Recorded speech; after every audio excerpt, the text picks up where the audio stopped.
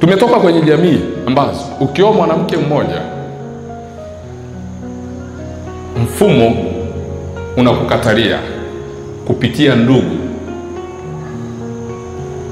Ndio maana familia zetu siku hizi zinaingiliwa na wanafamilia. Mama mkwe au baba mkwe ndo anayeamua ndoa, kwamba wewe unatakiwa uishi hivi na huyu mke wako. Yaani anataka ule mfumo alioukuta au uliopo ndio uendelee kuishi na huo mfumo. Kwa ndio maana unaweza kukuta sasa mama mkwe ana sauti kwa mtoto wake wa kiume. Mtoto wake wa kiume akitaka kufanya jambo la aina yoyote, mpaka muulize mama yake na sio mke wake. Wanaelala kitanda kimoja, anaenda kumuuliza mama, nataka kufanya hivi.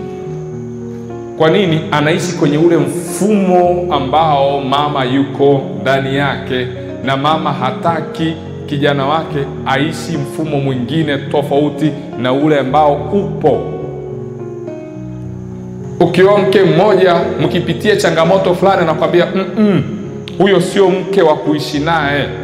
Kwa hiyo ndio maana sasa hivi msishangae kwamba kwa nini wakwe wanaingilia au ndugu wanaingilia ndoa. Kinachoingilia hiyo ndoa sio hao ndugu, ni mfumo wa ile familia ndio inaingilia hiyo ndoa. Halo, tumsifu Yesu Kristo. Kwa unakuta ni mfumo ndio unaoingilia hiyo ndoa.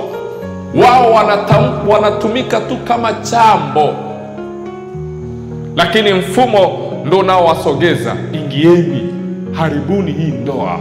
Kwa hiyo unaweza kukuta ndoa imesimama vizuri, mifumo inatumika kuiharibu ile ndoa.